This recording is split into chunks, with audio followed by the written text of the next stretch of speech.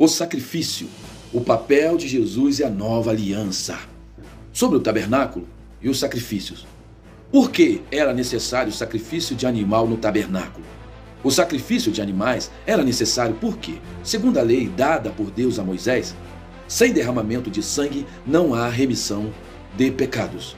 Hebreus capítulo 9, versículo 22. O sangue do animal simbolizava a expiação do pecado do povo, apontando para o sacrifício perfeito de Jesus.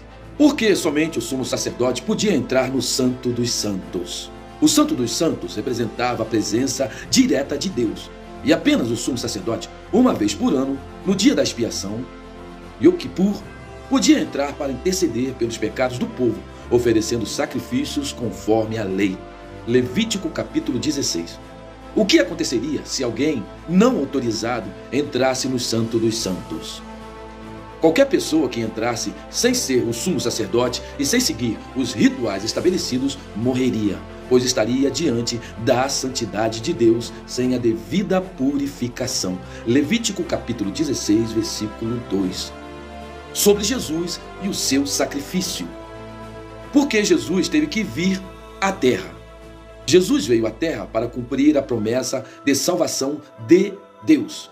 Ele veio para ensinar, revelar o amor de Deus e, principalmente, oferecer a si mesmo como sacrifício perfeito para a redenção dos pecados da humanidade. João capítulo 3, versículo 16, Mateus capítulo 1, versículo 21. Porque Jesus veio como ser humano. Jesus veio como ser humano para se identificar com as nossas fraquezas, viver uma vida sem pecado e ser o sacrifício perfeito, pois só um homem sem pecado poderia pagar o preço pelos pecados. Hebreus capítulo 4, versículo 15, Filipenses 2, versículo 8. O que significa dizer que Jesus é o Verbo? Verbo significa palavra. João capítulo 1, versículo 1 a 3. Nos diz que no princípio era o Verbo, e o Verbo estava com Deus, e o Verbo era Deus.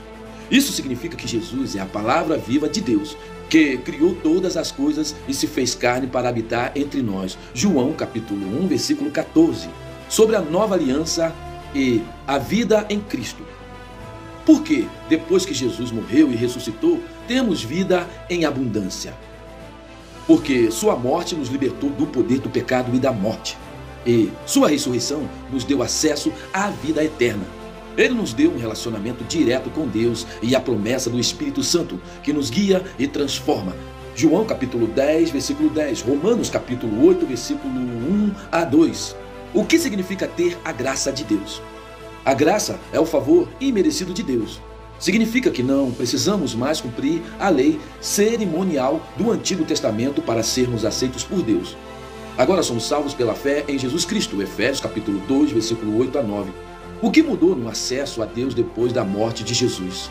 Quando Jesus morreu, o véu do templo se rasgou de cima a baixo. Isso está em Mateus capítulo 27, versículo 51, simbolizando que agora qualquer pessoa pode ter acesso direto a Deus, sem a necessidade de um sumo sacerdote humano, pois Jesus é o nosso sumo sacerdote eterno. Hebreus capítulo 4, versículo 14 a 16.